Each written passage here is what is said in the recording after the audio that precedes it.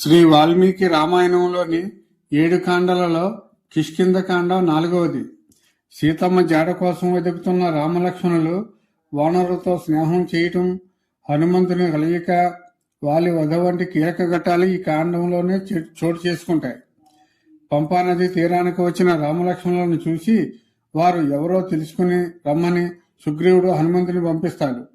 హనుమంతుడు బ్రాహ్మణ రూపంలో వచ్చి వారిని పలకరిస్తాడు. హనుమంతుని వాక్చాతుర్యానికి పాండిత్యానికి ముగ్ధురైన శ్రీరాముడు ఎంతో ఆనందిస్తాడు. హనుమంతుడు రామలక్ష్మణులను సుగ్రీవుని వద్దకు తీసుకువెళ్తాడు. అగ్నిసాక్షిగా రాముడు సుగ్రీవుడు స్నేహబంధం ఏర్పరచుకుంటారు.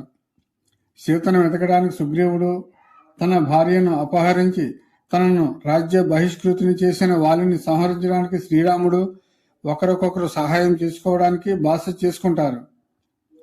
వాలికి ఉన్న అపారమైన బలాన్ని చూసి సుగ్రీవుడు భయపడతాడు. రాముడు తన శక్తిని నిరూపించుకోవడానికి 7 సాలవృక్షాలను ఒక్క బాణంతో కూల్చివేస్తాడు. ఆపై వాలి సుగ్రీవుల యుద్ధం జరుగుతుండగా రాముడు చెట్టుచాటు నుండి బాణాన్ని ప్రయోగించి వాలిని సంహరిస్తాడు. మరణశైపోయి ఉన్న వాలికి రాముడు ధర్మం గురించి బోధించి మోక్షం ప్రసాదిస్తాడు. వాలి మరణానంతరము సుగ్రీవుడు కిష్కింధకు రాజు అవుతాడు.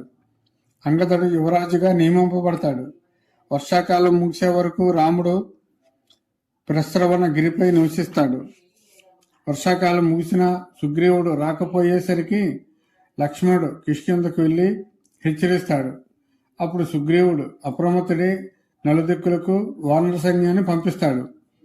దక్షిణ దిశకు హనుమంతుడు, అంగదుడు, జాంబవంతుల నాయకత్వంలో ప్రధాన సైన్యం వెళ్తుంది. రాముడు తనపై నమ్మకంతో హనుమంతుడికి తన ఉంగరాన్ని ముద్రికను ఇస్తాడు.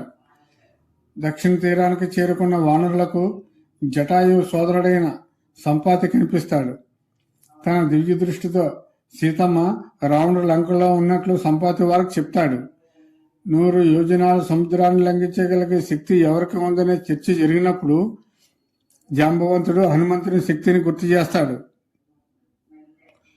ఈ కాండ ముఖ్య ఉద్దేశం కిష్కింధకాండ భగవంతుడికి భక్తుడికి మధ్య ఉన్న అనుసంధాన్ని కలిపి ఒక ఘట్టం.